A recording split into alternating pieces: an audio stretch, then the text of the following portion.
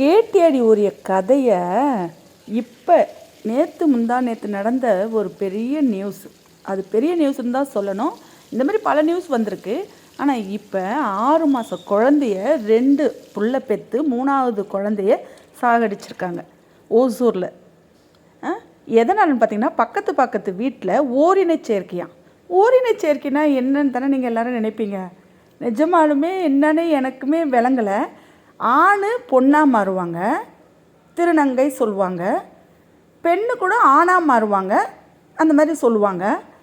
இது என்னடா பெண்ணும் ஓரினச் சேர்க்கையில் ஒரு குழந்தைய சாகடிச்சிருக்காங்க. சாகடித்தது எவ்வளோ டெக்னிக்கலாக செஞ்சுருக்காங்க தெரியுமா? இவ்வளோ ஒரு மனசாட்சி இல்லாமல் பால் குடிச்சுதான் குழந்தை, பொறையேறிச்சான், செத்துடுச்சான், நடித்தாங்களாம். கடைசியாக அவங்க வீட்டுக்காருக்கு கூட டவுட் இல்லவே இல்லைங்க. ஆனால் அவங்க அம்மா வீட்டுக்கு போன பிறகு வீடு கொஞ்சம் சுத்தம் பண்ணும்போது ஒரு ஃபோன் தனியாக இருந்திருக்கு பெட்டியில். அந்த ஃபோனை எடுத்து பார்த்தா எல்லா விஷயமும் வெளியே வந்து போச்சு.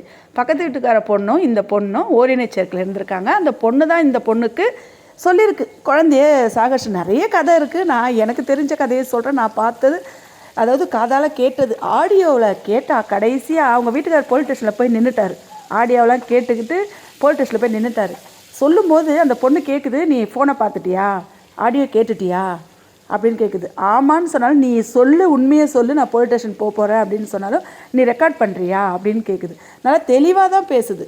என்ன தான் தெளிவாக பேசினாலும் 2 பேருமே இப்போ தண்டனையை அனுபவிச்சுட்ருக்காங்க. வீட்டுக்காரர் சொல்கிறாரு, என் புள்ள போயிடுச்சு, திரும்பி வருவானா அப்படின்னு கேட்குறாங்க.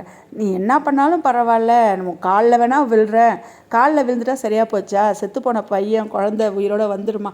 ஏங்க ஊர் உலகத்தில் குழந்தையே இல்லாதவங்க நிறைய பேர் இருக்காங்க. அதுவும் ஆண் குழந்தை இல்லை அப்படின்னு நினச்சி ஒரு சிலர் இன்னும் வருத்தப்படுறவங்க இருக்காங்க.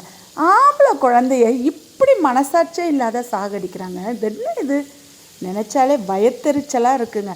ரொம்ப ரொம்ப மனசு சரியில்லை இந்த விஷயத்தை கேட்கும்போது. அதுவும் பக்கத்தில் இருந்த பொண்ணு 2மே கல்யாணம் ஆகிருக்கு, 2த்துக்குமே பிள்ளைங்க இருக்குது. இது கொலை பண்ணதுக்கு 26 வயசு தான் ஆகுது. அந்த கொலையை தூண்டின பொண்ணுக்கு 20 வயசு தான் ஆகுதான். என்ன அநியாயம், அக்கிரமமாக இருக்குது. நினச்சாலே நெஞ்சு பதைக்குதுங்க. பெத்த குழந்தை 5 மாதத்து நெஞ்சு எப்படி இருக்கும்? அதை அப்படியே எவ்வளோ ஒரு நாசுக்காக பண்ணிவிட்டு அப்படியே ஒன்றுமே பண்ணாத மாதிரி தெரிஞ்சிருக்காங்க.